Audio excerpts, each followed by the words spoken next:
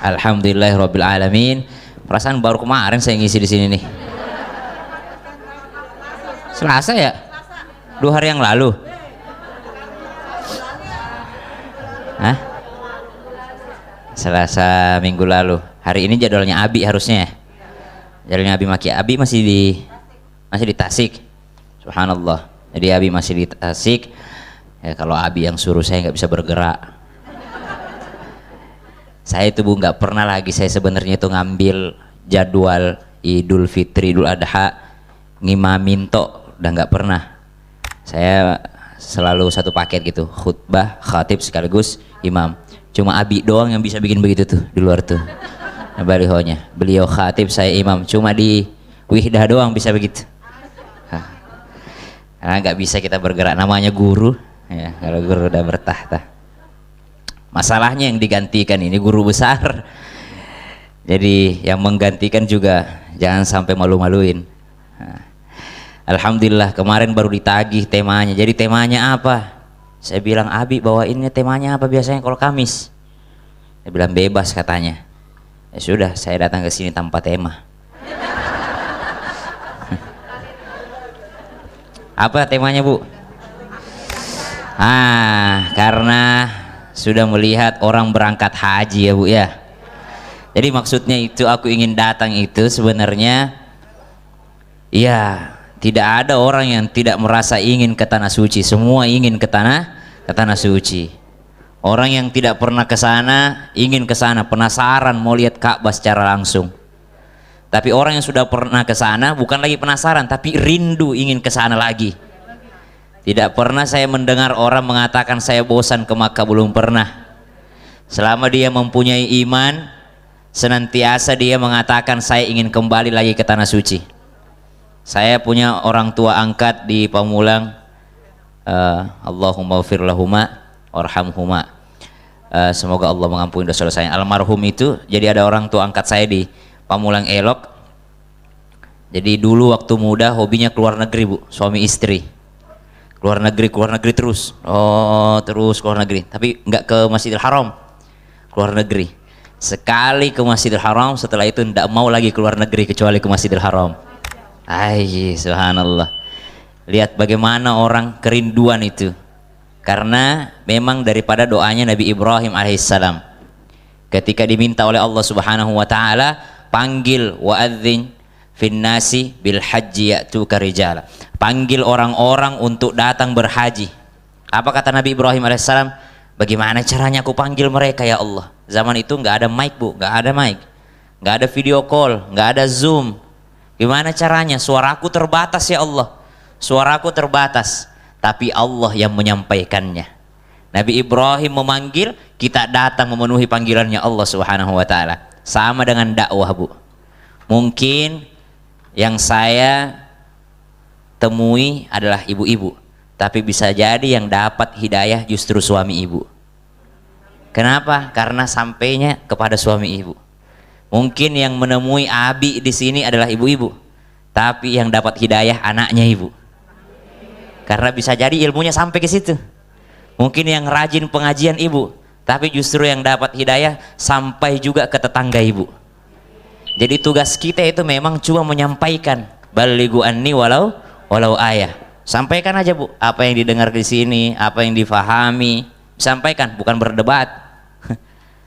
Masa begitu? Yang saya dapat di pengajian begini loh. Kata ibu ini, kata ibu, saya itu paling males kalau ada orang bertanya membandingkan pendapat ustadz lain dengan kita. Dia bikin berantem kita. Jadi tugas kita cuma menyampaikan dakwah, urusan sampainya itu urusan Allah. Sama dengan Nabi Ibrahim alaihissalam, tugasmu cuma disuruh manggil aja Ibrahim, kata Allah. Tugas menyampaikan itu adalah tugasku. Ya, siapa yang nyangka Syam, orang Maros, orang kampung bisa ceramah sampai ke Trans TV? Ya, dulu ceramah di kampung, ngimamin doang. Habis itu ke Kubah Emas, habis ke Kubah Emas masuk Trans TV, udah seluruh Indonesia. Nah, sampai Malaysia, sampai Singapura, Brunei, sampai Taiwan, Hong Kong nonton semua, sampai Saudi Arabia nonton semua. Jadi Malaysia itu beli Trans TV Bu. Jadi dibeli lisensi Islam itu indah, bukan Trans TV dibeli, Islam itu indahnya dibeli. Jadi tayang juga di Malaysia. Nah, begitu pula di Singapura kalau nggak salah. Gitu. Jadi Tidak ada yang menduga itu, dan itu adalah dari Allah. Nah, aku ingin datang. Apa yang pertama kita pelajari hari ini? Kalau sudah musim haji begini, pasti nikmat ya Bu ya, lihat orang berangkat ya Bu. Kalau melihat nikmat pada orang lain, apa yang harus kita lakukan? Yang pertama tuh, namanya manusia biasa pasti ada rasa iri, ada rasa ingin juga seperti itu. Pertanyaannya, boleh nggak kita iri?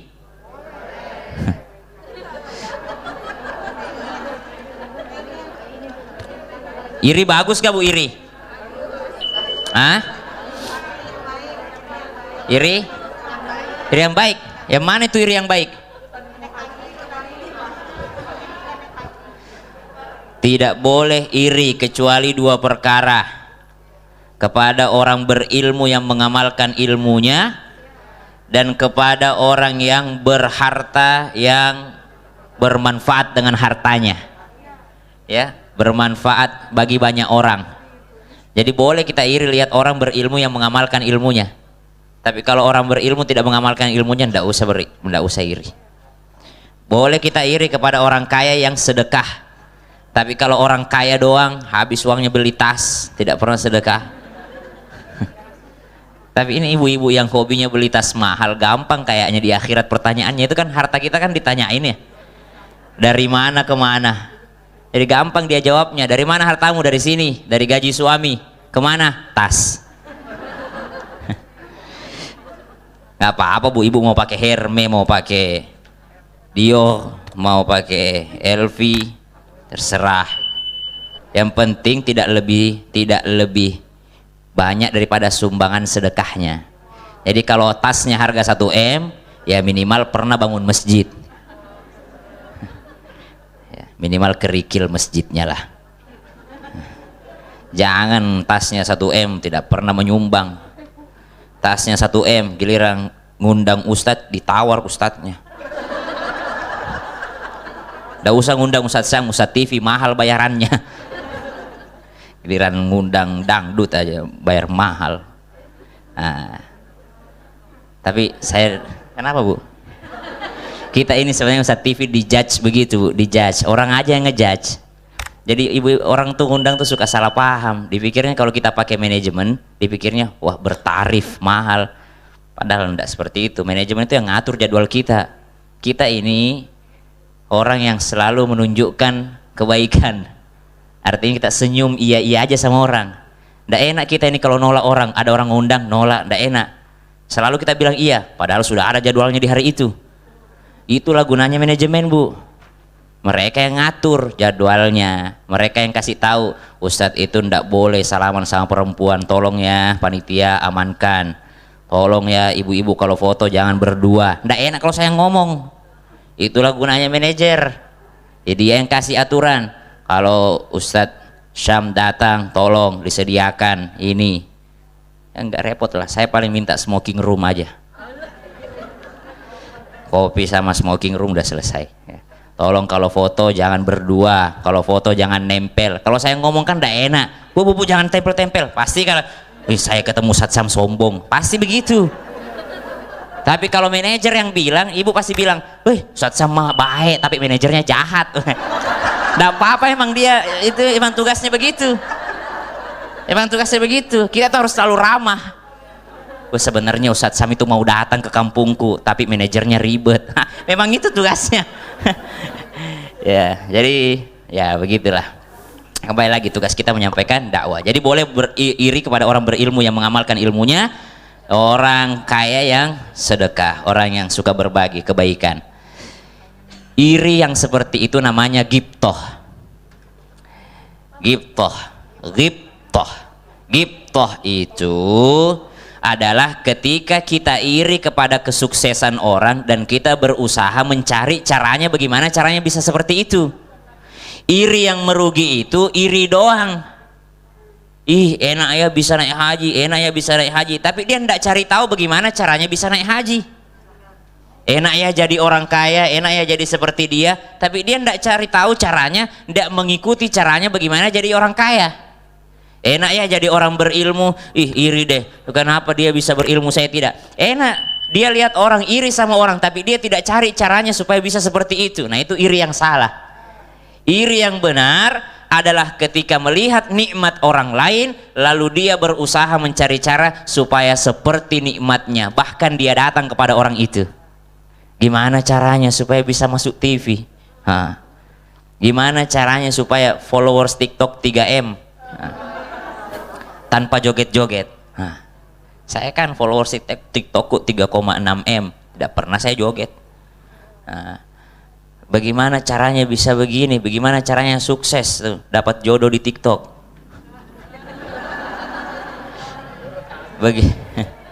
Jangan cuma iri doang, ih uwu banget sih, uwu banget, tapi ndak ada nanya gimana caranya.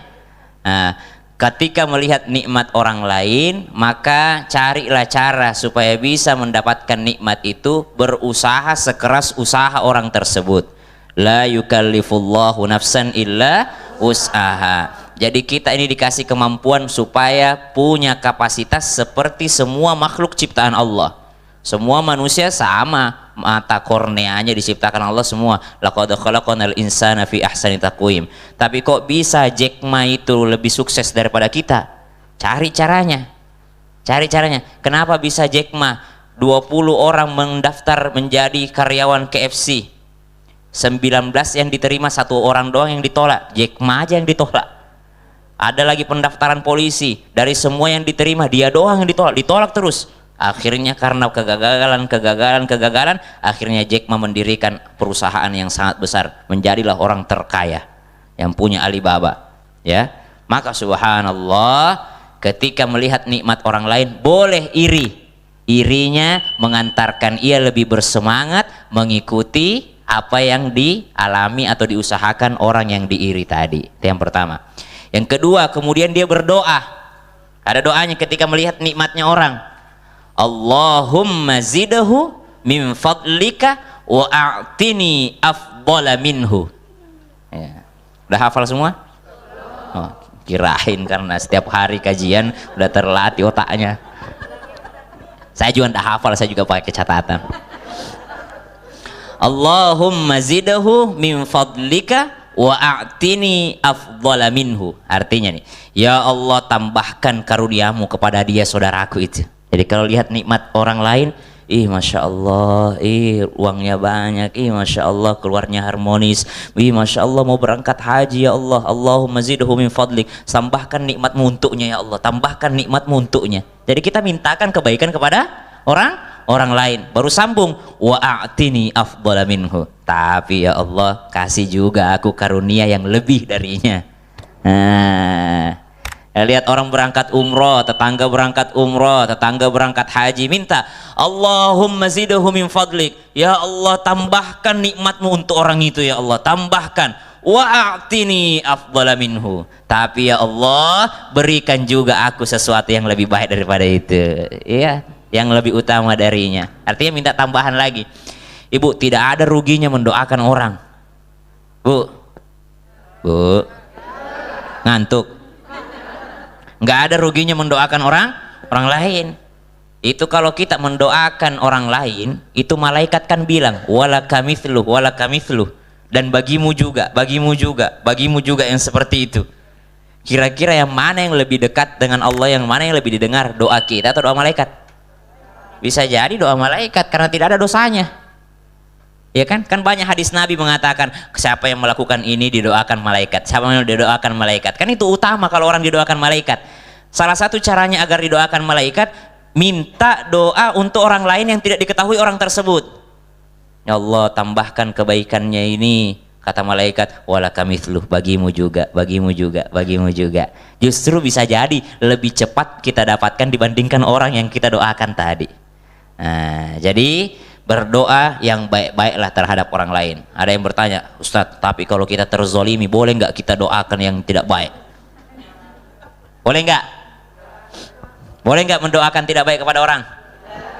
Kalau orangnya zolim? Hah? Boleh, tetapi lebih baik bersabar. Insya Allah. Boleh tapi lebih baik bersabar. Ada ayat begini Bu, A'udzubillahi minasyaitonir rajim. La yuhibbullahu al-jahra bis-su'i minal qawli illa man zulim. Wa kana Allahu sami'an 'alima. Allah tidak menyukai al-jahr. Apa itu al-jahr? Umpatan, celaan, ya. Bisu'i minal qawli illa man zulim. Umpatan, celaan, doa yang buruk kecuali orang yang terzolimi. Nah, dari ayat ini Syekh As-Sa'di mengatakan, oh ayat ini bisa menjadi dalil bahwa sebenarnya boleh kita mendoakan keburukan bagi orang yang menzolimi kita. Langsung bahagia. Tapi pahala kalau kita mendoakan kebaikan lebih banyak. Kalau misalnya ada orang yang zolim banget, ya Allah, dia doakan, ya Allah mudah-mudahan sakit dia itu, supaya berhenti zolim, supaya dapat hidayah. Boleh nggak? Boleh, tapi lebih baik bersabar. Allah tidak menyukai hal tersebut. Sebenarnya ayat ini turun berkenaan dengan sahabat. Ada seorang datang bertamu ke rumahnya sahabat, tapi ditelantarkan sama sahabat ini. Akhirnya dia ngadu sama Rasul, ngadu. Ya Rasulullah, tahu nggak itu baiknya cuma di hadapanmu aja. Itu kalau kita bertamu di rumahnya tidak dikasih kita air minum.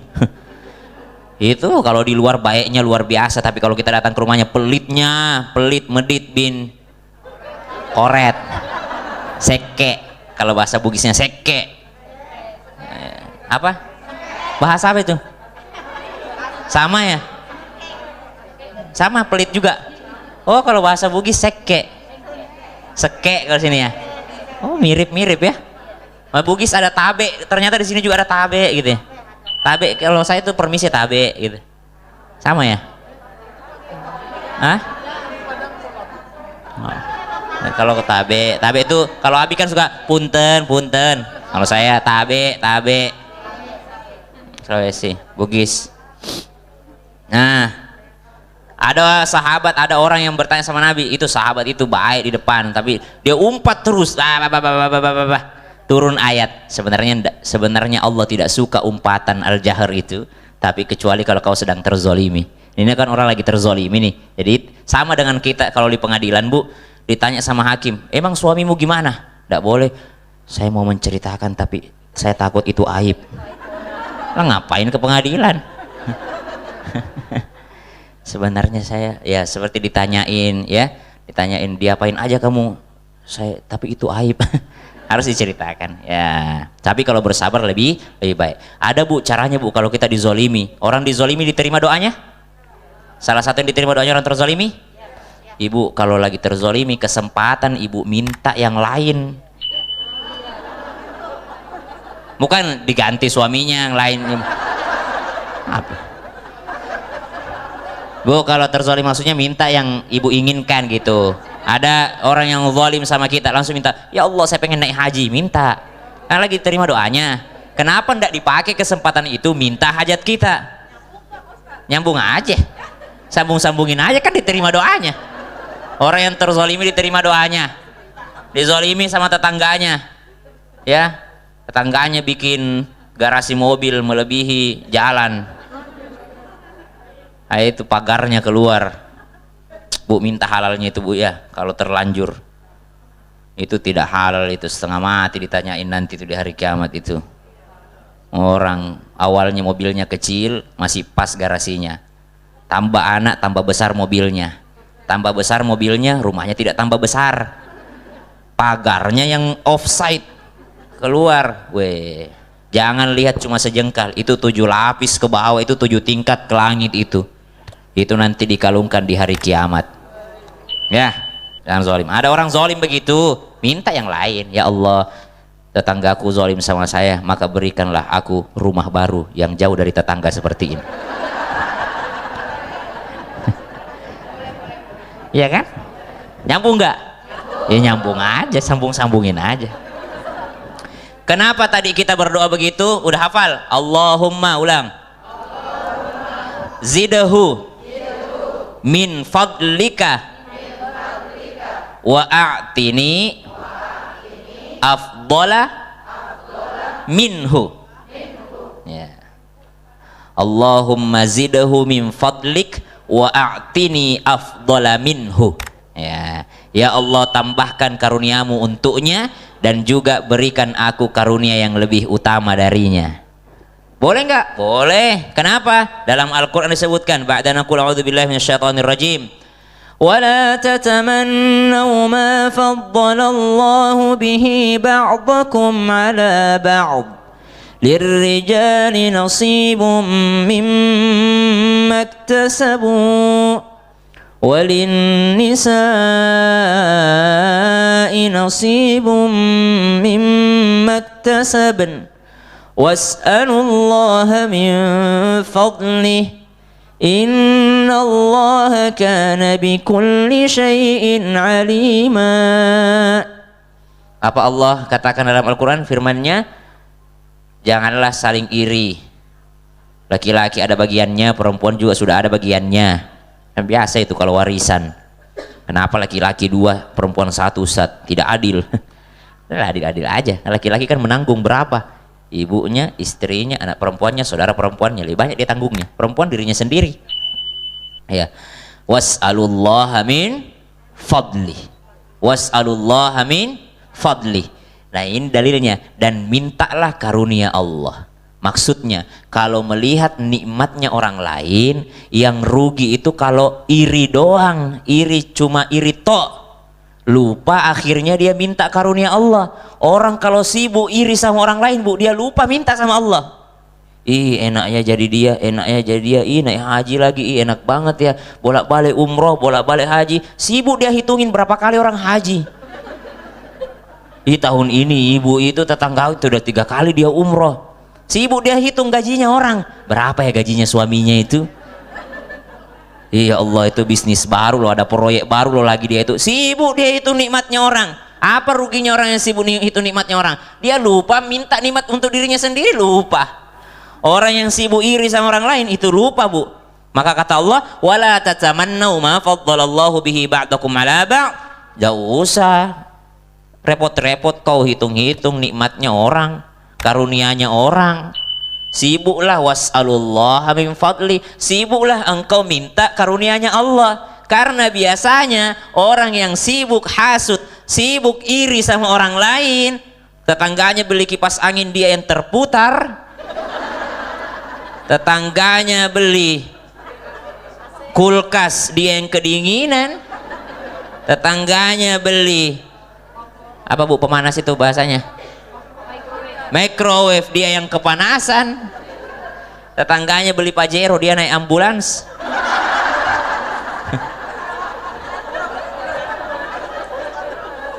Tetangganya naik haji dia dipanggil ilahi.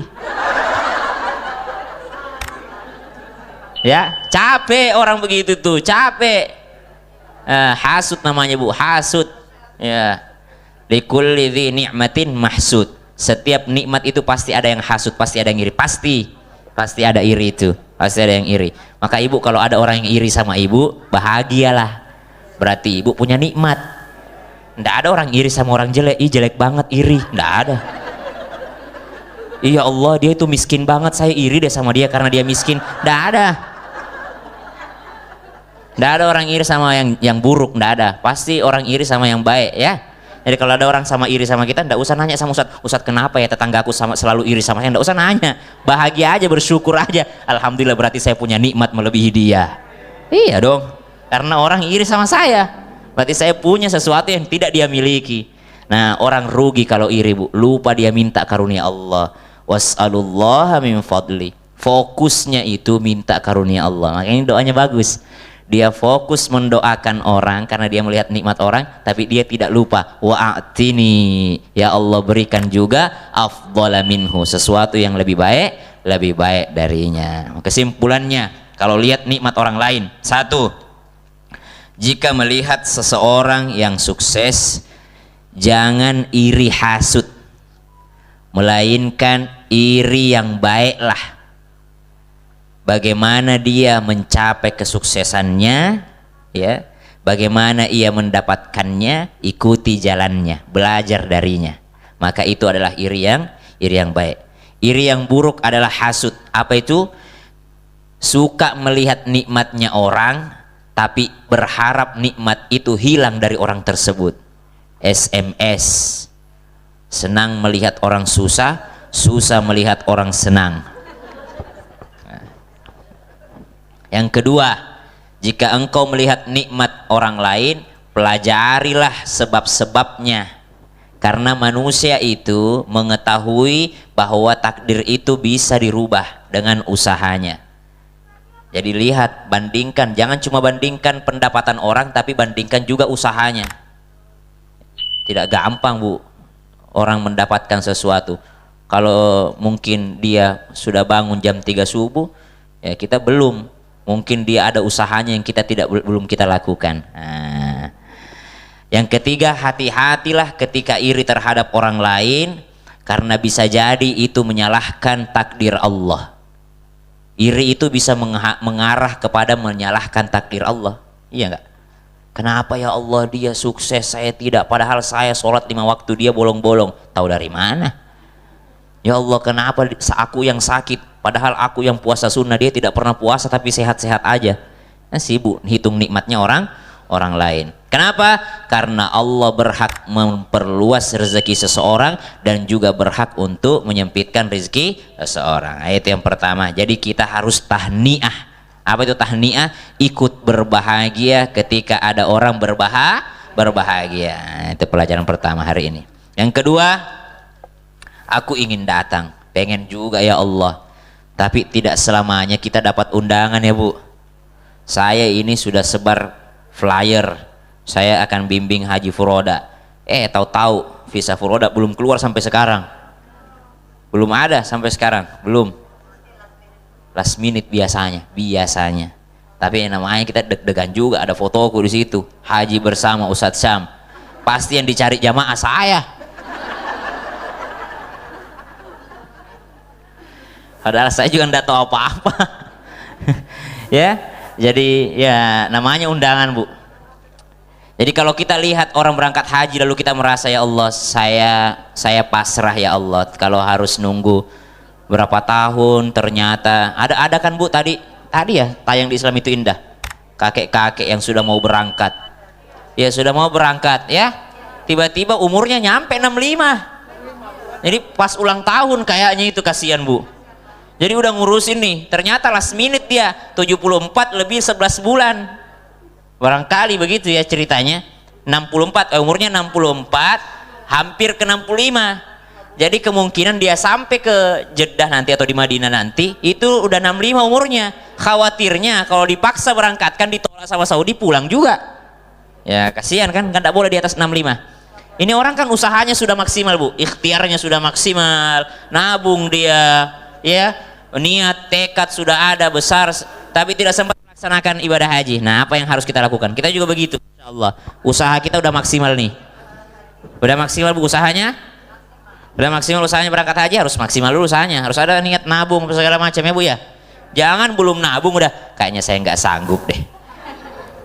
Ya, saya Bu berangkat haji itu Bu, bapakku tidak ada kerjaannya, ibuku juga tidak ada kerjaannya, tapi saya berangkat haji tahun 2012 itu haji reguler, saya sama ibu sama mama, tidak ada kerjaan mereka itu.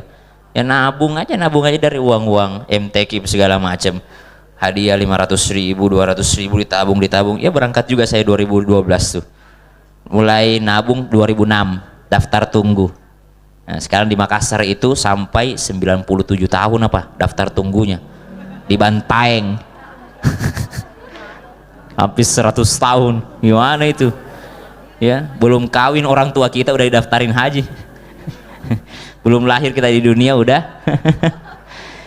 Ya jadi kalau udah usaha maksimal. Nah sekarang karena kelihatannya sulit, walaupun kita udah maksimal, kita cari alternatif. Apa itu?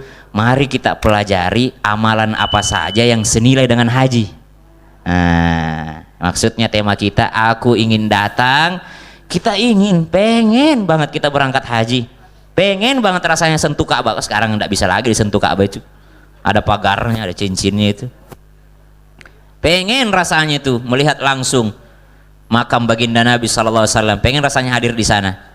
Nah, tapi kalaupun tidak sanggup, tidak mampu, karena haji kan man istata'a ilaihi sabila, yang mampu saja.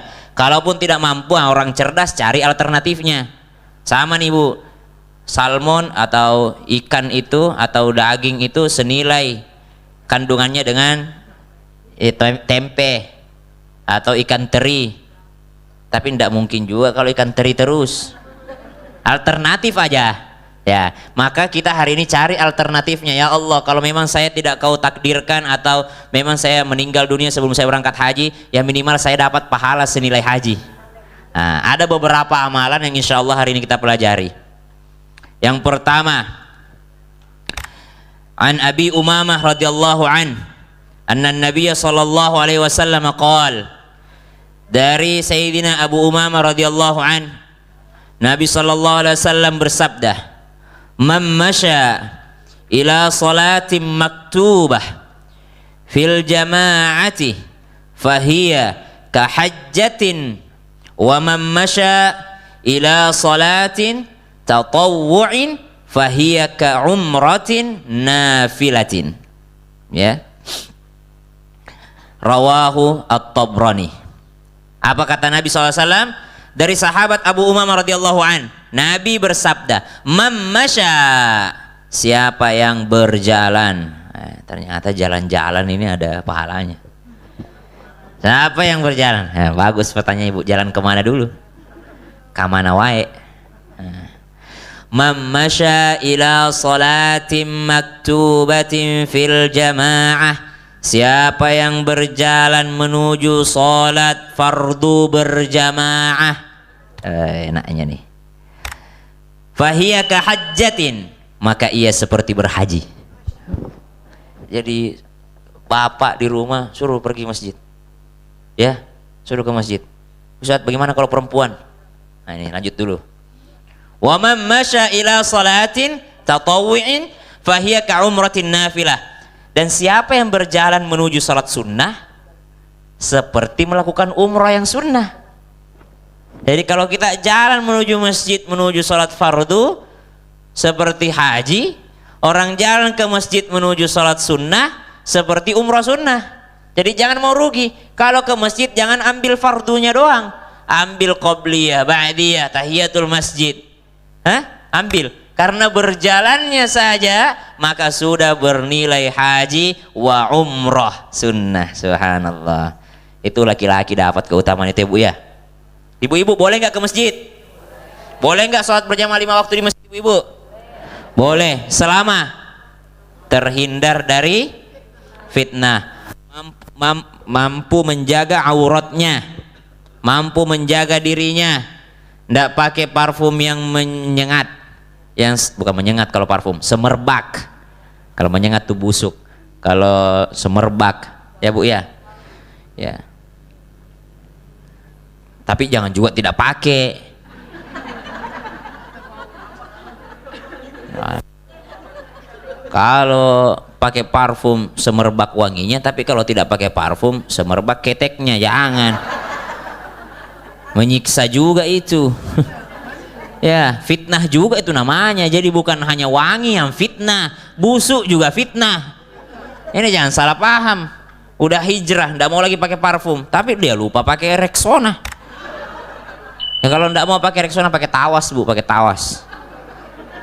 Pakai MBK. Bu. Sekarang pertanyaannya, kalau zaman sekarang ini masih ya kalau ibu bisa menjaga diri daripada fitnah, silahkan ke masjid, tidak ada larangan. Karena Nabi SAW melarang kita untuk melarang perempuan ke masjid. Jadi dilarang melarang wanita ke masjid. Ya Bu ya. Ada sekarang kebalik. Kalau ke masjid dia larang istrinya karena katanya tidak, wanita itu paling afdol sholat di rumah. Tapi kalau ke mall dia izinkan istrinya. Yang mana yang lebih menyebabkan fitnah kira-kira? Ke masjid atau ke mall? Kalau ke pengajian dia izinkan istrinya, ke masjid dia larang. Jadi wanita boleh ke masjid, bahkan bagus.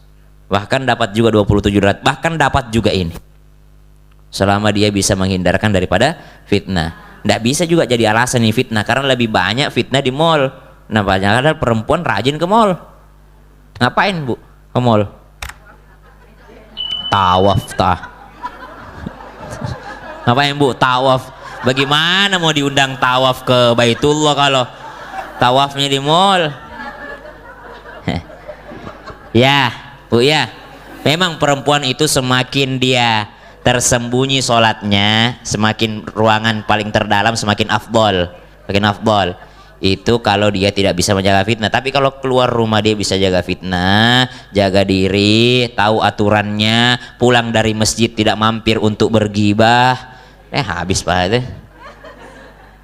Ya kan, kalau pulang dari masjid, assalamualaikum Bu, mampir dong Bu, mampir dulu Bu, mampir, habis. Baru pulang dari masjid sudah dimulai dengan mukaddimah, tahu nggak?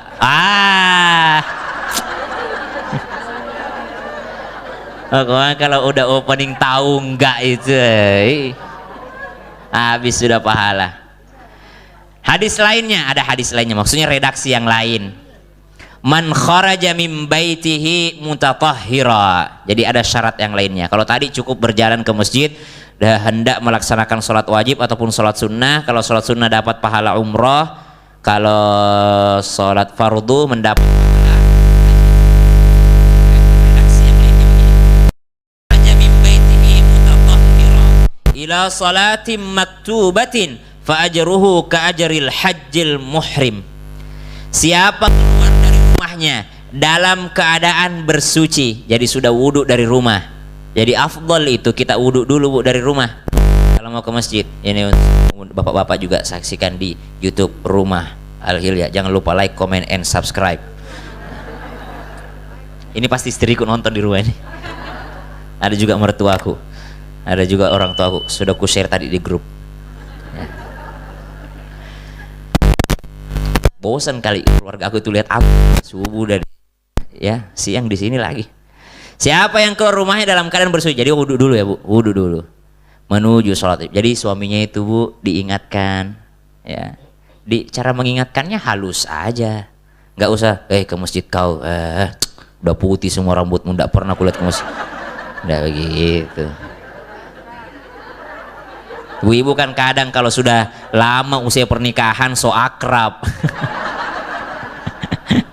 Nggak ada lagi batas-batasnya. Sediakan sejadah, sediakan sarung, langsung ngomong, Mas sudah kusediakan itu, tinggal berangkat, sediakan kunci motornya, sediakan segala macam, ya.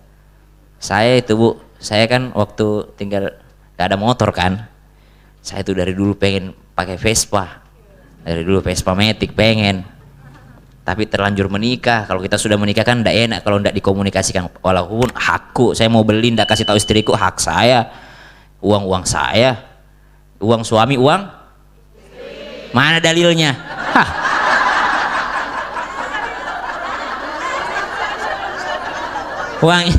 uang istri, uang suami, uang mana ada?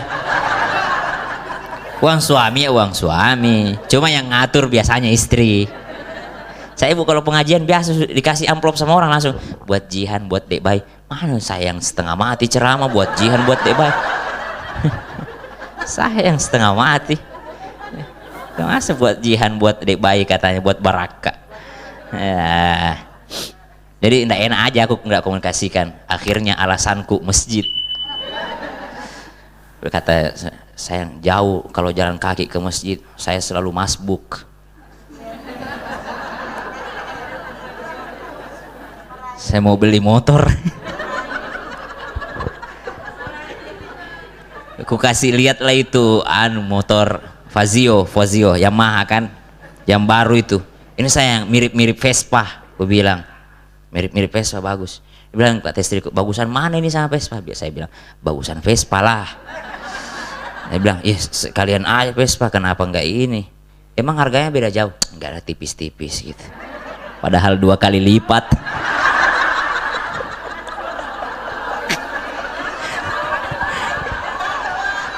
Saya kan enggak bohong, saya bilang tipis-tipis. Kecuali kalau saya bilang, Nggak sama harganya bohong. Nih tipis-tipis lah, nggak beda-beda jauh. Ya. Akhirnya udah beli Vespa, alasannya ke masjid. Tapi terpakai kan, saya kalau pakai mobil di sini telat Bu, tapi pakai Vespa akhirnya telat juga. Karena saya syuting dulu Bu. Ya, alhamdulillah. Jadi keluar rumah tapi wudhu dulu kalau redaksi yang lain. Maka pahalanya seperti pahala orang yang berhaji.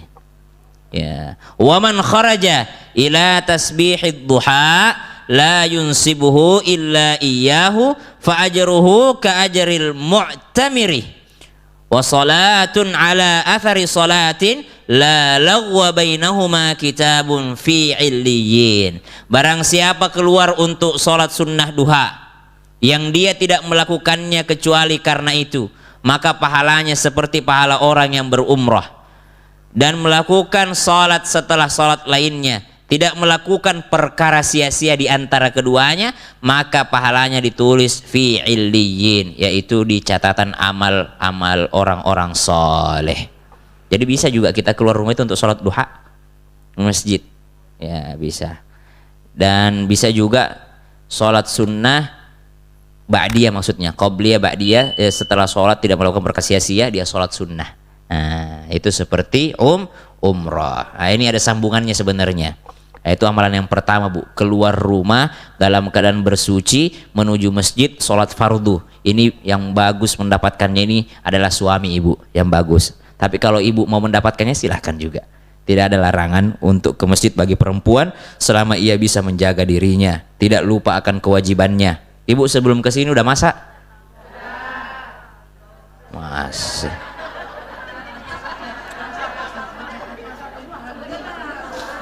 Masak apa Bu? Masak air. Jangan ibu pergi pengajian di Rumil tapi menelantarkan suami di rumah, salah juga. Ya, jangan mau sholat ke masjid, sholat jamaah, lalu menelantarkan anak di rumah atau suami di rumah. Kewajiban ibu tuh. Karena ibu dapat rukhsah boleh di rumah. Yang kedua, amalan senilai haji. Apa itu? Man shalla salatas subhi fi masjidin, masih ada ini, fi masjidi jama'atin, maaf, masjidi bukan masjidin, masjidi jama'atin, masih mirip-mirip ini. Siapa yang sholat subuh di masjid secara berjamaah, yathbutu fihi, lalu dia tetap berdiam di masjid hatta yusalliya subhatad duha, sampai ia melaksanakan sholat sunnah duha, kana ka ajri hajjin, seperti pahalanya orang berhaji, au mu'tamirin tamman hajjatuhu wa umratuhu. Nah, barang siapa yang mengerjakan sholat subuh dengan berjamaah di masjid, ya kalau tadi sholat lima waktu, kalau ini sholat subuh khusus. Siapa sholat subuh berjamaah di masjid, lalu setelah sholat subuh dia duduk di masjid, duduk, ndak bergerak. Ndak bergerak itu bukan berarti ndak boleh kita, boleh berdiri tapi hatinya masih tersambung dengan Allah. Boleh kan orang berdiri itu berzikir, ya, alladzina yadhkurunallaha qiyaman wa qu'udan wa 'ala junubihim. Ya, kata Al-Qur'an kan, alladzina yadhkurunallaha qiyaman wa qu'udan wa 'ala junubihim. Ya. Orang yang berdiri, duduk, baring mengingat Allah. Jadi boleh bergerak tapi tetap mengingat Allah. Misalnya penghafal Quran, dia habis sholat subuh dia ngafal mulai murajaah, wasyamsi wadhuhaha wal qamari idza talata wa idz qala ibrahimu li abihi azar. Mengantuk dia, karena mengantuk tidak selesai nanti satu juz ini kalau ngantuk, berdiri dia tetap lanjutkan. Wa idz qala ibrahimu, apakah itu bernilai tidak berdiam? Tetap bernilai berdiam. Tetap bernilai berdiam karena masih mengingat Allah. Wa yathbutu fihi, berdiam. Lalu kemudian dia melaksanakan sholat duha. Jadi yang disebutkan di sini sholat duha. Maka ia akan mendapatkan pahala orang yang berhaji. Atau umroh yang sempurna. Bu, berangkat saja kita ke sana belum tentu sempurna umroh ini. Belum tentu sempurna, belum tentu mabrur. Ya. Di ayat yang lain, maaf, di riwayat yang lain, man shallal ghadata fi jama'atin. Jadi berjamaah sini. Siapa yang sholat subuh berjamaah, thumma qa'ada, kemudian dia duduk, yadhkurullaha ta'ala, sambil berzikir kepada Allah, hatta tatlu'asy syams, kemudian ia melaksanakan sholat 2 rakaat hingga matahari dia duduk berzikir kepada Allah sampai matahari terbit, thumma shalla rak'atain, kemudian dia sholat 2 rakaat, kanat lahu ka ajri hajjatin wa umrah, seperti peroleh dapat pahala haji dan umroh. Gampang ya, sholat subuh ke masjid berjamaah, duduk tunggu matahari terbit. Kan sekarang udah waktu ini nih, kapan Ustaz terbitnya matahari? Ada itu subuh, tulu', zuhur, asar, maghrib, isya. Tulu itu biasa juga bahasanya syuruk, sholatnya biasa disebut sholat isyraq, saat isyraq ya, waktu syuruk. Kalau di sini tulisannya tulu', qabla tulu'is syamsi, ada bahasa tulu', ada bahasa syuruk, sama aja. Jadi tunggu sampai matahari terbit, lewat sedikit dia sholat 2 rakaat, maka pahalanya seperti pahala haji dan umrah.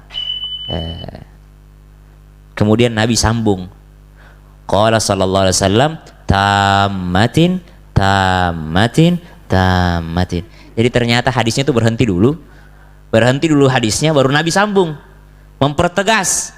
Karena mungkin ada ekspresi, saya bayangkan begini. Jadi Nabi ketika sampaikan, siapa yang ke masjid sholat subuh berjamaah, kemudian dia berzikir kepada Allah, pengajian seperti ini kan berzikir juga namanya, pengajian, kemudian dia atau membicarakan masa depannya masjid apa segala macam, yang penting tidak bicara dunia, bicara akhirat, semua itu sama dengan mengingat yadhkurullah ta'ala, baca Quran, mempelajari murajaah, pengajian, dengar ceramah, itu semua berzikir kepada Allah Subhanahu wa taala. Kemudian sampai hatta tatlu'us syams, sampai terbit matahari, thumma shalla rak'atain, kemudian dia salat 2 rakaat, maka seperti pahala haji dan umrah. Mungkin ada sahabat yang ekspresinya, masa sih? Kan kita pengajian gitu kan, masa sih, enak banget. Langsung Nabi sambung, tamatin, sempurna. Pahalanya itu sempurna. Kita kesana aja Bu, belum tentu sempurna. Ya, jadi kesulitan untuk ke Mekah itu bukan hanya kita rasakan, tapi dirasakan oleh sahabat juga terdahulu waktu ada di Madinah, mungkin sahabat yang ada di Yaman, kan nggak gampang. Kita tahu Uwais Al-Qarni kan berapa kali dia ndak bisa berangkat haji, sampai meninggal Rasulullah baru berangkat, ketemu sama Sayyidina Umar bin Khattab. Itu pun berangkatnya jadi tukang parkir, jadi tukang jaga hewan. Orang berangkat, boleh nggak saya ikut haji? Ada uangmu? Ndak ada. Terus ya udah, saya yang jagain hewan-hewan kalian jalan duluan lah, yang penting saya bisa berangkat ke Mekah. Itu kan orang susah semua, susah berangkat dari dulu sudah susah, maka ada alternatifnya. Sahabat agak ragu-ragu, masa sih, tapi pasti beda ya Rasulullah, orang kesana sama kita cuma di sini sholat subuh kemudian 2 rakaat, pasti beda lah ya Rasulullah. Nabi SAW sambung, tamatin, sempurna. Insya Allah. Apa yang sempurna? Pahalanya. Kemudian yang ketiga, jadi sudah 2. Tadi 1 dalam keadaan berwudu keluar rumah sholat berjamaah. Yang kedua, sholat subuh sampai waktu isyraq. Itu isyraq ya syuruk Bu, ada waktunya tuh. Kalau subuh 4.40 berarti isyraqnya 6:01, ya boleh 2 rakaat. Ya. Sebenarnya sama dengan sholat duha. Ya. Sholat isyraq dan duha. Ada beberapa ulama menggabungkan, sama aja duha dengan isyraq. Ada juga yang membedakan, ya terserah mau pakai pendapat yang menyamakan ataupun membedakan, karena dilaksanakannya di waktu duha. Sudah masuk waktu duha karena sudah lewat matahari terbit, jadi bukan pas matahari terbitnya, lewat daripada matahari terbit. Yang ketiga, amalan yang ketiga yang senilai dengan ibadah haji pahalanya. An Abi Umamah radhiyallahu an anna Nabi sallallahu alaihi wasallam qala, man ghada, siapa yang berangkat ilal masjidi, ke masjid. Halo, Ada yang bisa kami banting? Man qada ilal masjid la yuridu illa ay yata'allama khaira aw yu'allimahu kana lahu ka ajri hajjin tamman hajjatuhu. Nah, ini amalan yang ketiga. Siapa yang berangkat ke masjid? Masjid lagi nih. Udah 3 nih masjid nih. Ya. Bayangin pahalanya orang yang bangun masjid. Bayangin pahala. Ya, siapa orang yang jadi ada keutamaan sedekah itu, Bu. Sedekah garam, sedekah api, sedekah air. Siapa orang yang bersedekah garam? Garam barang yang remeh. Siapa orang yang bersedekah garam, maka semua makanan yang bisa jadi enak gara-gara garam tersebut itu dia dapat pahala. Siapa yang bersedekah api, maka semua makanan yang bisa matang gara-gara api tersebut dia juga dapat pahala dari situ. Siapa yang bersedekah air segelas air, maka dia seperti menghidupkan seseorang. Kan ada kisahnya, Ikrimah. Kemudian Ikrimah pada suatu peperangan itu maju dia dalam keadaan terluka. Berkata Khalid bin Walid radhiyallahu anhu, "Ikrimah, mundur, kau sudah terluka, mundur." Kata Ikrimah, "Enak aja kau mundur. Dulu kau sudah berperang sama Rasulullah, saya masih benci sama Rasulullah. Sekarang saya mau ikut perang, jangan kau halang-halangi saya. Pahalamu masih jauh lebih banyak daripada saya, bos. Saya ini mu'allaf, saya ini baru masuk ini. Dulu saya memerangi Rasulullah, biarlah saya menebus hari ini." Kata Ikrimah tuh. Ikrimah bin Abi Jahal, anaknya Abu Jahal. Ikrimah, subhanallah, dia bilang, "Saya mau di depan ini, jangan kau halang-halangi saya." Kata, "Mundurlah, kau sudah terluka parah." Akhirnya apa yang terjadi? Maju, tetap maju. Akhirnya betul tambah parah lukanya. Sudah nggak kuat, dibawa sama perawat, dibawa ke tenda. Kehausan dia, orang namanya kehabisan darah, itu kehausan. Mau dikasih segelas air minum, tiba-tiba di sampingnya berteriak sahabatnya, namanya Harith bin Hisham radhiyallahu an. Harith bin Hisham, kesakitan, kehausan juga. Kata Ikrimah, "Saya tidak terlalu butuh, kasih sahabatku itu, kayaknya dia udah kehausan banget." Mau dikasih kepada Harith, di sampingnya berteriak juga Suhail bin Umair, dia berteriak.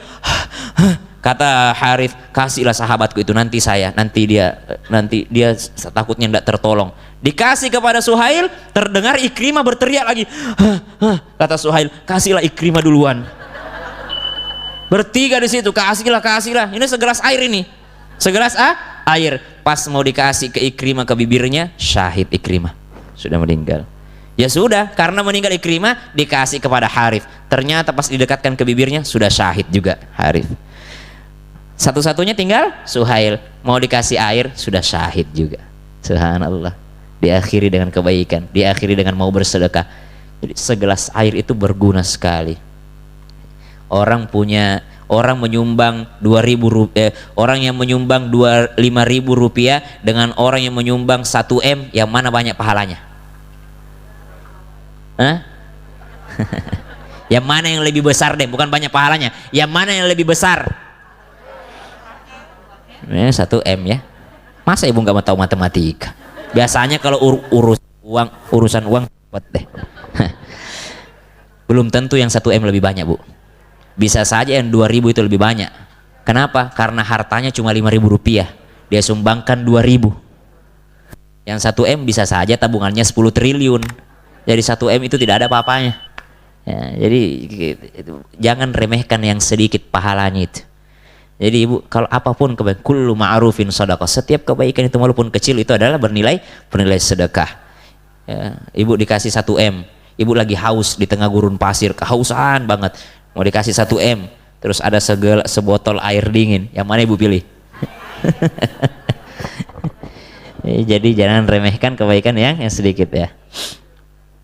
Yang ketiga sudah tadi ini belum ya? Ketiga ya. Man ghada ilal masjid, siapa yang berangkat ke masjid? Ke masjid lagi nih. Tapi yang di sini bukan dimaksud masjidnya. Poinnya di sini bukan masjidnya. Poinnya adalah la yuridu illa ay yata'allama khairan aw yu'allimahu. Barang siapa yang berangkat ke masjid yang niatnya, keinginannya hanyalah untuk belajar kebaikan atau mengajarkan kebaikan, kana lahu ka ajri hajjin tammatan hajjatuhu. Pahalanya ia mendapatkan pahala haji yang sempurna. Apa niatnya tadi? Apa poinnya? Berangkat keluar rumah untuk belajar ataupun mengajar. Jadi alhamdulillah yang hadir di sini sudah dapat pahala haji semua. Kecuali yang pulang duluan. Ya, jadi duduk sampai selesai menunggu pemateri datang. Wah, apalagi kalau ibu tiap hari. Ya Allah, tiap hari orang bulan haji baru dapat pahala haji, dia tiap hari dapat pahala haji. Man kata, jadi datang. Nah. Yang penting jangan tercampur niatnya. Niatnya belajar ilmu agama, ilmu kebaikan. Kemudian sambung, jangan cuma berhenti di belajar. Niatnya juga mau mengajar. Nah, seperti ibu ini. Sambil dia belajar, sambil live Facebook. Jadi dia juga mengajar kepada warga Facebook.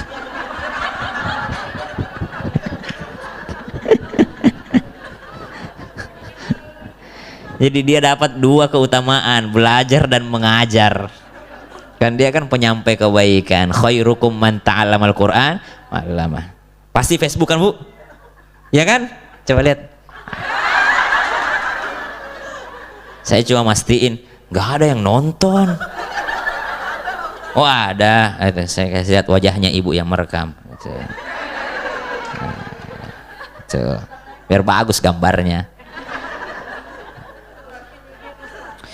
Sebaik-baik daripada kalian yang belajar dan mengajar. Jadi jangan sampai Bu pulang dari sini tidak diajarkan. Ajarkan, sampaikan. Ilmu itu diasah dengan diajarkan. Ya, saya tidak bisa ingat ini kalau saya tidak mengajar, saya tidak bisa juga ingat ini. Setelah saya mengajar, saya ingat-ingat lagi. Alhamdulillah, saya harus ke masjid Oh, saya harus begini saya supaya dapat pahala haji supaya dapat pahala. Kenapa? Karena habis ngajarin. Amalan yang keempat yang senilai atau bernilai dengan haji. An Abi Hurairah radhiyallahu anhu warḍah. Jadi sudah 3 tadi, Bu. 1, salat 5 waktu berjamaah di masjid. Yang kedua, salat isyraq, salat syuruk. Yang ketiga, menuntut ilmu dan mengajar kebaikan. Yang keempat, ja'al fuqara'u ilan nabi. Ada seseorang miskin datang kepada Nabi sallallahu alaihi wasallam. Faqalu, lalu orang-orang miskin jadi bukan satu orang, al-fuqara banyak fakir datang. Beda fakir dengan miskin. Kalau fakir benar-benar tidak punya apa-apa. Kalau miskin ada penghasilannya, ada hartanya tapi tidak cukup. Ya. Nah, alhamdulillah yang hadir sini tidak ada fakir miskin. Ya kan? Ya, Bu. Ya, kredit aja yang ada. Cicilan aja, sama aja saya juga masih nyicil mobilku itu, ku cicil, rumahku juga ku cicil. Ya, faqalu, mereka orang-orang miskin ini bertanya, "Dzahaba ahlud duthur." Ya Nabi, orang-orang kaya itu derajatnya tinggi. Minal amwali bid darajatil ula wan na'imil muqim yusalluna kama nusalli. Itu orang-orang kaya. Kalau kami sholat, kalau mereka juga sholat seperti kami sholat. Kami sholat juga dia. Wa yasumuna kama nasum. Kita puasa juga mereka. Ya. Walahum fadlum min amwalin yahujjuna biha. Tapi ya Rasulullah, mereka itu ada kelebihannya. Dia punya harta sehingga bisa berhaji. Wa ya'tamiruna, umroh juga mereka. Wa yujahiduna, mereka juga punya harta sehingga bisa berjihad. Ya. Wa yatasaddaquna, ada hartanya sehingga bisa bersedekah. Jadi banyak keutamaannya orang kaya, Bu ya. Berdoalah supaya jadi orang kaya juga. Berusaha juga menabung, Bu, dan bersedekah. Jangan nabung doang tidak bersedekah. Menabung untuk saving, untuk simpan investasi. Bersedekah untuk melipat gandakan. Jangan karena menabung menyempitkan sedekah. Salah konsepnya. Jangan juga sedekahin semua, tidak ada tabungan. Salah juga. Saya tidak memahami konsep itu ya. Mungkin karena iman saya belum sampai ke situ.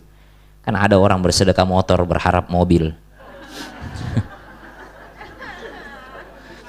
Jangan juga ya. Kalau ada ustadz suruh sedekahin mobilnya, ustadznya duluan suruh sedekahin mobilnya. Jangan kita disuruh sedekah mobil dia pakai Mercy pulang. Setuju? Ya, orang rumil harus cerdas. Jangan mau terhipnotis. Wa yatasaddaquna. Orang kaya itu sedekah juga. Kemudian Nabi SAW bersabda, ala uhaddithukum bi amrin in akhaltum bihi adraktum man sabaqakum walam yudrikkum ahadum ba'dakum. Saya selesaikan aja dulu ya. Wa kuntum khaira man antum baina dhahranai illa man amila mithlahu tusabbihuna wa tahmaduna wa tukabbiruna khalfa kulli salatin thalathan wa thalathina. Nabi SAW pun kasih tahu mereka. Jadi mereka datang ngadu, ya Rasulullah, kami sholat, orang kaya sholat, kami puasa, orang kaya puasa. Tapi ya Rasulullah, orang kaya itu bisa haji, bisa sedekah, bisa jihad, kami ini gimana? Nabi bilang, mau nggak aku ajarin satu amalan yang dengan amalan tersebut kalian akan bisa mengejar orang kaya yang beriman, bahkan bisa mendahului, bahkan menjadi terdepan. Dan tidak ada seorang pun yang lebih utama daripada kalian kecuali orang yang melakukan hal yang sama seperti yang kalian lakukan. Apa itu ya Rasulullah?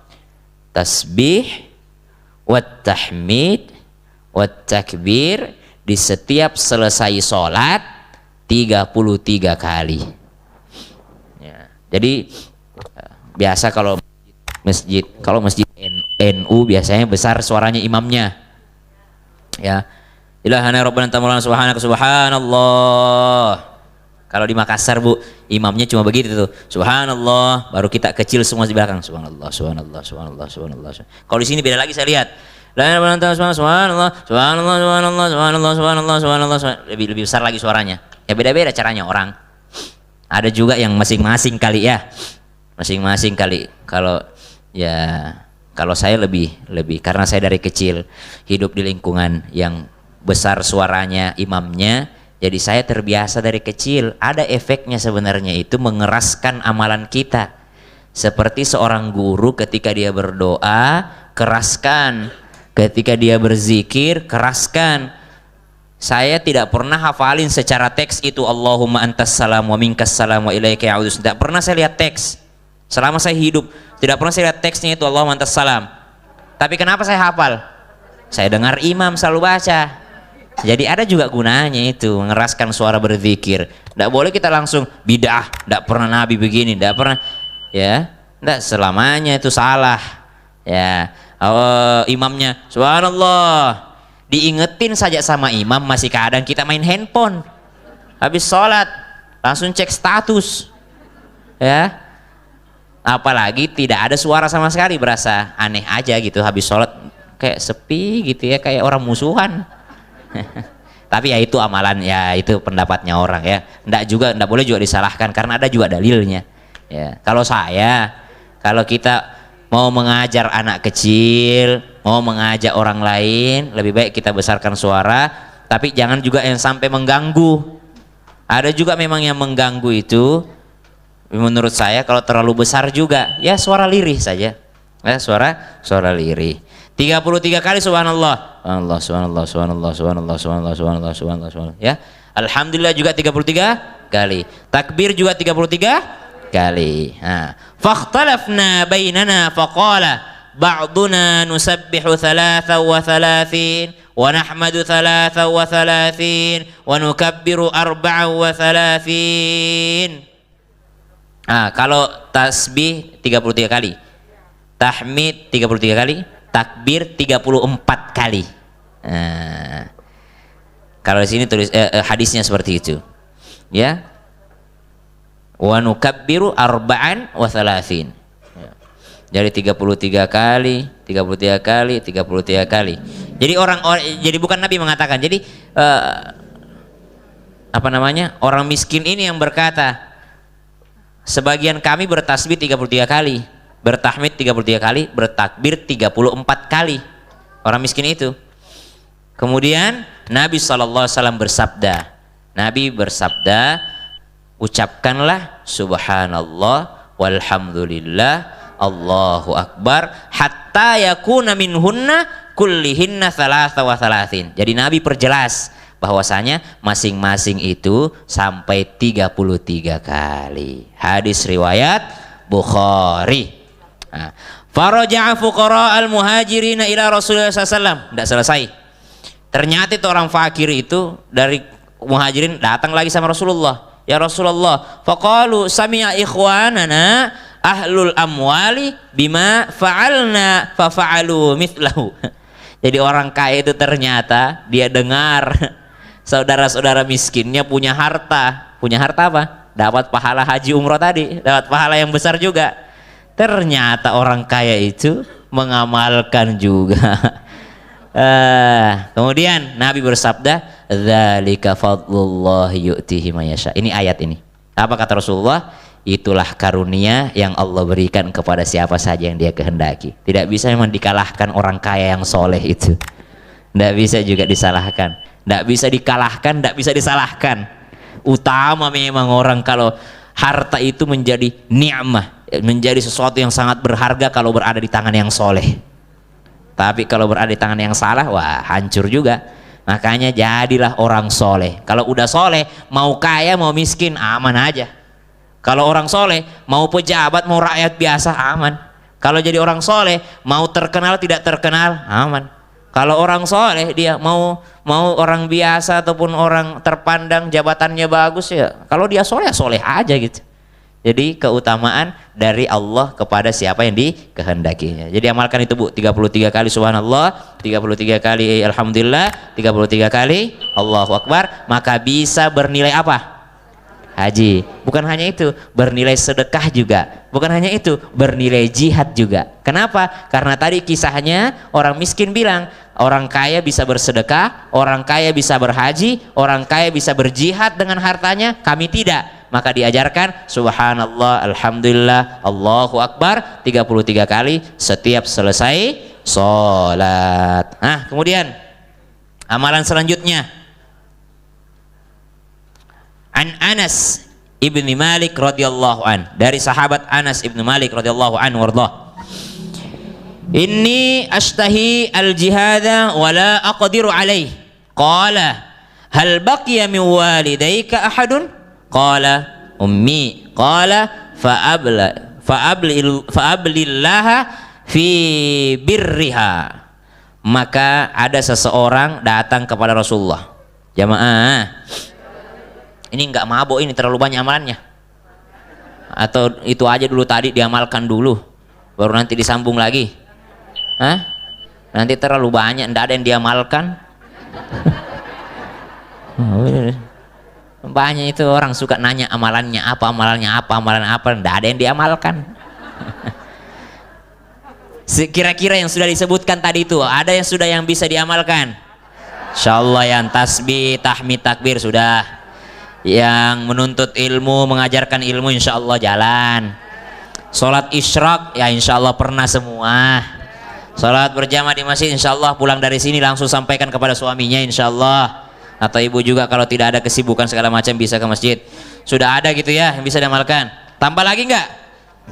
Tambah lagi enggak? Oke. Satu lagi barangkali. Nah, enggak apa-apa lah ini diselesaikan. Anas ibni Malik radhiyallahu an, dari sahabat Anas ibni Malik radhiyallahu an. Ada seseorang datang kepada baginda Nabi SAW.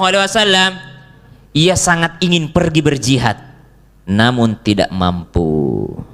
Kemudian Rasulullah pun bertanya kepadanya, hal baqiya min walidaik ahadun? Apakah di antara kedua orang tuamu ada yang masih hidup? Ia pun menjawab, ummi, ibuku masih hidup. Qal, maka Rasulullah pun bersabda, bertakwalah kepada Allah dengan berbuat baik kepada ibumu. Apa Bu amalannya? Bertakwalah kepada Allah melalui jalur berbuat baik kepada ibumu. Maka apa balasannya?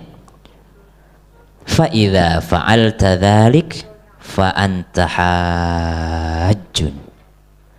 Kalau engkau berbuat baik padanya, maka statusnya adalah seperti berhaji. Wa mu'tamirun, dan umrah. Wa mujahidun, dan jihad.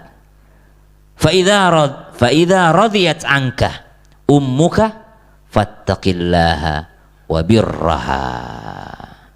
Maka subhanallah, kalau kita berbuat baik kepada kedua orang tua atau bahkan salah satunya saja, itu bisa dapat pahala haji. Banyak orang berangkat ke Mekah, saya tidak mau bilang berangkat haji, berangkat ke Mekah dari hasil dia tipu orang tuanya.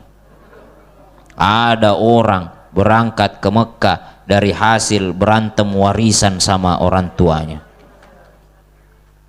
Iyalah, dia lupa padahal berbuat baik sama ibu itu bernilai haji.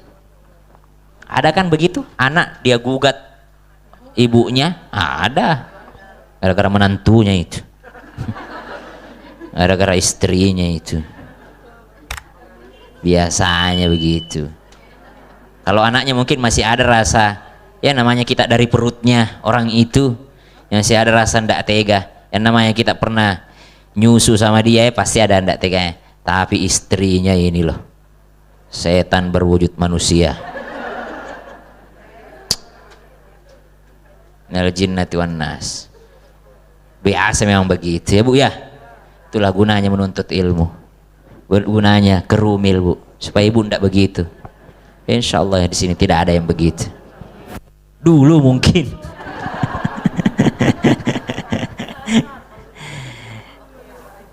Ndak apa-apa Bu, namanya orang berubah ya Bu ya.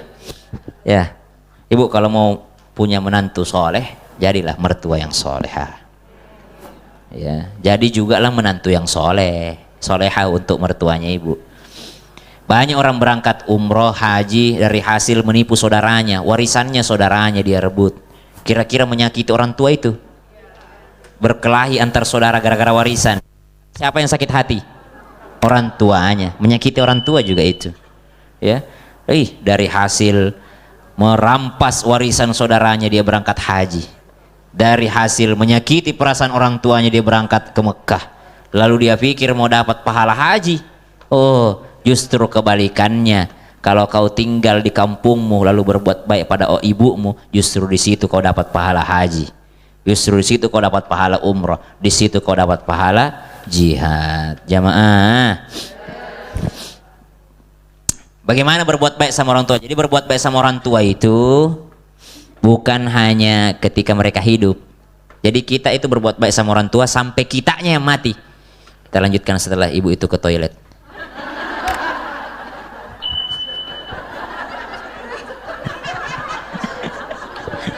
Iklan dimarahi aku sama Oma. Kasih jalan Bu supaya cepat. Bener kan? Jadi kita berbuat baik kepada orang tua itu Bu, terpaksa yang kebelet dia tahan. Dia bilang, ya Allah ini diomongin kita kalau berdiri nih. Bukan sampai orang tua kita meninggal Bu kita berbuat baik, sampai kitanya meninggal. Karena meninggal pun orang tua masih berbuat baik kita. Bahkan termasuk kedurhakaan kalau seorang anak lupa mendoakan orang tuanya setiap hari, termasuk durhaka itu. Karena Allah yang suruh perintahkan kita mendoakan keduanya. Rabbirhamhuma kama rabbayani shaghira, itu tertulis dalam Al-Qur'an. Apa yang bisa dilakukan? Mendoakan. Didoakan ya Bu ya. Suatu ketika ada seorang soleh, dia mau berangkat sholat subuh ke masjid. Akhirnya tiba-tiba ada perasaannya mengatakan, masih sempat witir nih malam Jumat waktu itu. Dia lewati pekuburan, tiba-tiba keinginannya mau sholat witir. Jadi namanya zaman dahulu ya, dia cari tempat minggir-minggir dia. Dia tidak sadar ternyata itu pekuburan, area pekuburan, nggak di atas kuburan tapi area pekuburan. Dia sholat sunnah witir situ, ketiduran bu. Ketiduran, antara tidur, dia ceritakan sendiri. Dalam tidurnya dia melihat banyak orang pakai kain kafan berebut piring. Setelah dapat piring, dapat kiriman makanan, bahagia dia, bahagia. Tapi ada seorang anak muda duduk lesu, tidak dapat pembagian. Dia tanya, kenapa engkau? Dia bilang, saya ini sebenarnya mau berangkat haji. Dalam mimpinya dia, saya mau berangkat haji. Terus saya mau mengunjungi ibuku. Habis saya kunjungi ibuku di Basrah ini, di Irak ini, lalu saya meninggal dunia sini. Saya bukan orang sini, tapi ternyata ibuku itu tidak peduli sama saya. Dia lebih memilih kepada suami barunya. Dia lupa dengan saya, kata anak muda itu. Jadi tidak pernah ada kiriman doa, tidak pernah ada kiriman pahala sedekah untuk saya. Nah itu yang kau lihat itu, piring-piring itu adalah pahala sedekahnya orang yang hidup untuk orang mati. Jadi kiriman pahalanya. Akhirnya terbangunlah Sufin, dia datang ke rumahnya, dikasih tahu ibunya, betulkah engkau punya anak? Enggak punya. Betulkah engkau punya anak yang sudah meninggal dunia? Betul. Dari mana engkau tahu? Dia ceritakan mimpinya demikian. Akhirnya dia kasih, ini sedekah saya. Malam selanjutnya dia lewat lagi, dia mimpi lagi seperti itu. Ya dia lihatlah pakaiannya sudah bersih segala macam, diakibatkan karena pahala sedekah tadi. Maka didoakan orang yang sudah meninggal dunia bu. Kemudian minta ampunkan, kemudian sambung silaturahim kerabatnya. Jadi kalau ibu kita punya sahabat dan masih hidup, sambung itu. Ibu kita senang kalau kita sambung kerabat. Jangan dilupakan om dan tante itu, paman, ya, Pak D, Bude, ya, memuliakan teman dekatnya, bersedekah atas namanya. Nah itu semua ada dalilnya. Berbuat baik kepada orang tua yang sudah meninggal dunia. Jamaah. Yang ketiga, masih 3 lagi. Sudah berapa ini? Udah berapa amalannya? Kok saya merasa baru 2 ya? Udah 6 nih. An Jabir qala kunna ma'an Nabi sallallahu alaihi wasallam. Jam berapa duhur? 1 menit lagi. Oke. Kunna ma'an Nabi sallallahu alaihi wasallam fi ghazatin faqala inna bil madinati lirijalan ma sirtum masira wala qata'tum wadiya illa kanu ma'akum habasahumul marad. Dari Jabir radhiyallahu an, ia berkata, dalam suatu peperangan kami pernah bersama Nabi SAW. Lalu beliau bersabda, sesungguhnya di Madinah ada beberapa orang yang tidak ikut melakukan perang, tidak ikut berperang.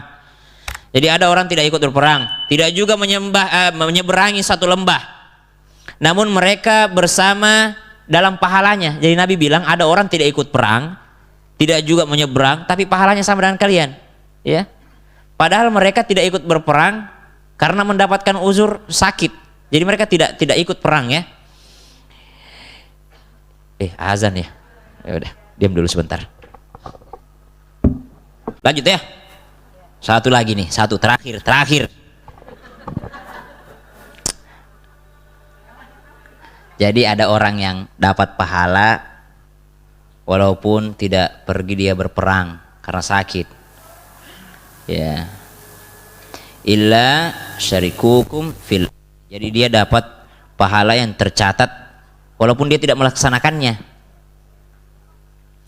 Sesungguhnya ada beberapa orang yang ditinggalkan, dia tidak ikut, namun mereka dapat pahala gitu. Maka ternyata kenapa mereka dapat pahala? Karena sudah berniat, sudah bertekad, sama yang kita ceritakan tadi kakek-kakek itu. Sudah daftar, sudah apa segala macam, tapi tidak berangkat karena qadarullah, maka sebenarnya sudah tercatat baginya. Maka yang terakhir ini, amalan bernilai haji, bertekad untuk pergi haji. Jadi usaha bu, minimal daftar, minimal nabung, itu sudah dapat pahalanya sebenarnya. Sudah dapat pahalanya. Kenapa? Sudah bertekad, sudah berniat. Jadi Abdullah ibni Mubarak, saya tutup dengan sebuah kisah. Abdullah ibni Mubarak menceritakan suatu ketika ia bersama dengan istrinya menabung untuk berangkat haji. Sudah waktunya, yakni sebentar lagi mau berangkat haji, istrinya hamil. Ketika istrinya hamil, ngidamnya tidak sembarangan bu, ngidamnya bu. dia ngidam masakan tetangga. Allahu Akbar. Saya selesaikan kisahnya ya. Yang ini nih ya. Oke. Lambat ya. Tadi.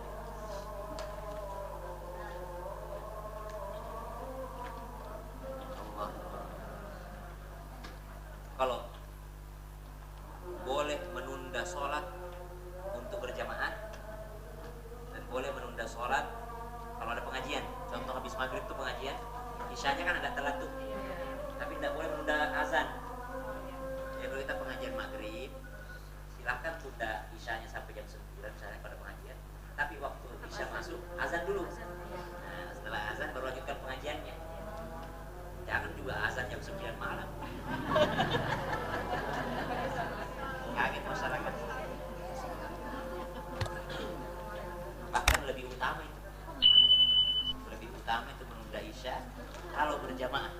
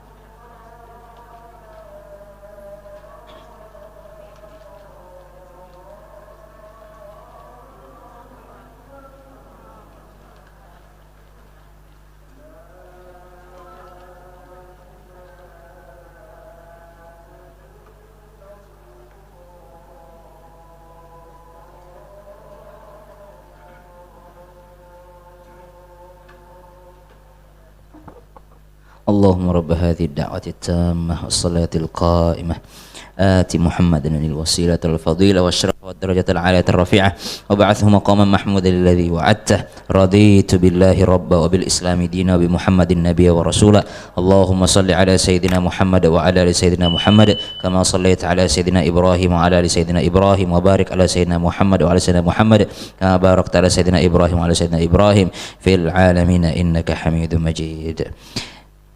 Suatu ketika Ibnu Mubarak mau berangkat haji udah nabung, tapi istrinya ngidamnya tidak sembarangan, ngidamnya pengen makan masakan tetangga yang tercium sampai ke rumahnya.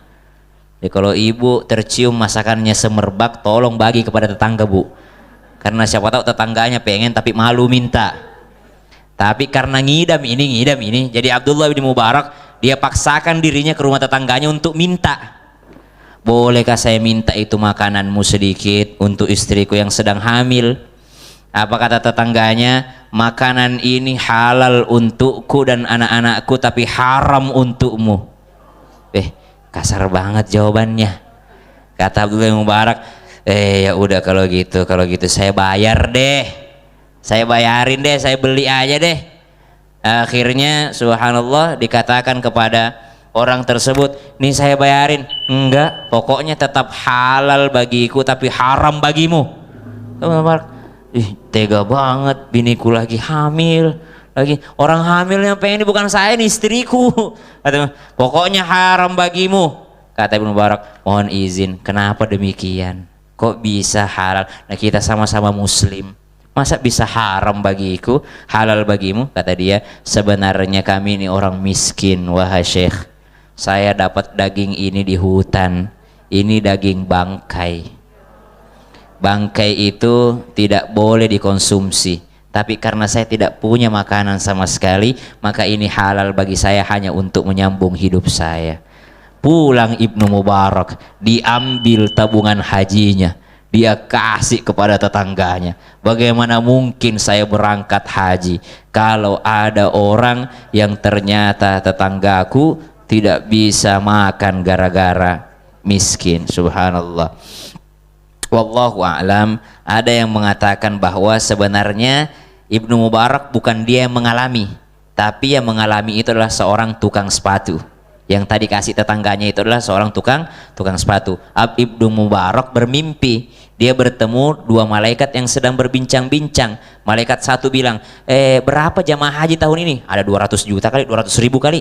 Ya, kata malaikat, ih banyak ya, berapa orang yang diterima? Sebenarnya tidak ada yang diterima hajinya kecuali satu orang. Itu pun satu orang itu tidak datang ke Mekah. Tidak datang ke Mekah. Terus di mana orang itu? Dia ada di Basrah, ada di kampungnya di Irak. Apa pekerjaannya? Dia seorang tukang sepatu. Kenapa dia bisa? Nah, gara-gara dia semua orang hajinya diterima. Gara-gara orang itu semua haji diterima. Akhirnya ternyata pas dicari-cari orangnya, itulah tadi orang yang menyedekahkan uang hajinya untuk tetangganya. Subhanallah. Gara-gara dia semua orang hajinya diterima. Nah, maka subhanallah, berhati-hatilah kita ketika mungkin ada orang cuma mengejar gelar haji atau apa. Subhanallah, bukan itu yang kita kejar, tapi yang kita kejar ridhonya Allah Subhanahu wa taala. Tapi tidak pernah lupa untuk senantiasa berdoa, Allahumma rzuqna ziyaratal haramain. Ya Allah, berikan aku rezeki untuk berziarah kedua tanah haram, Makkah dan Madinah. Al-Fatihah. A'udzu billahi minasy syaithanir rajim. Bismillahirrahmanirrahim. Alhamdulillahi rabbil alamin. Arrahmanir rahim. Maliki yaumiddin. Iyyaka na'budu wa iyyaka nasta'in. Ihdinas siratal mustaqim. Siratal ladzina an'amta 'alaihim ghairil maghdubi 'alaihim waladdallin. آمين. اللهم ارزقنا زيارة المسجد الحرام. يا الله, berikan kami rezeki untuk berziarah ke Masjidil Haram wa Masjidin Nabawi, berziarah ke Masjid Nabawi, ke maqam baginda Nabi kekasihmu Muhammad sallallahu alaihi wasallam, wa Masjidil Aqsa, berikan kami rezeki berziarah ke Masjidil Aqsa, masjid di mana semua nabi pernah salat di dalamnya, satu-satunya adalah Masjidil Aqsa. Berikan kami rahmatmu, ridhamu ya Allah. Izinkan kami untuk berziarah ke tempat-tempat mulia itu ya Allah. Allahumma akhtim lana bihusnil khatimah. Ya Allah, cabut nyawa kami sementara kami dalam keadaan beribadah untukmu ya Allah. Wala takhtim alaina bisu'il khatimah. Ya Allah, jangan kau cabut nyawa kami dalam keadaan su'ul khatimah. Rabbana atina fid dunya hasanah. Ya Allah, bantu kami mengamal mengamalkan seluruh apa yang kami pelajari pagi ini ya Allah. Bantu kami mengamalkan seluruh ilmu kami ya Allah, dan bantu kami untuk menyalurkan, untuk mengajarkan ilmu-ilmu yang kami miliki ini ya Allah. Allahumma inna na'udzubika min ilmin la yanfa', dan kami berlindung kepadamu daripada ilmu yang tidak bermanfaat. Wa fil akhirati hasanatan wa qina adzaban nar. Wa sallallahu ala sayyidina Muhammadin walhamdulillahi rabbil alamin. Kita tutup dengan sama-sama bertalbiyah. Labbaik Allahumma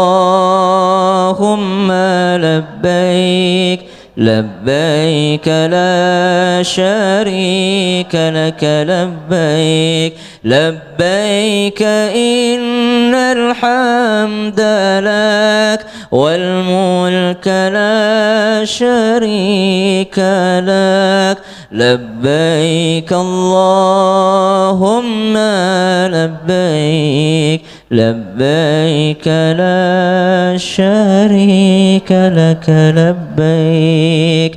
Assalamualaikum warahmatullahi wabarakatuh.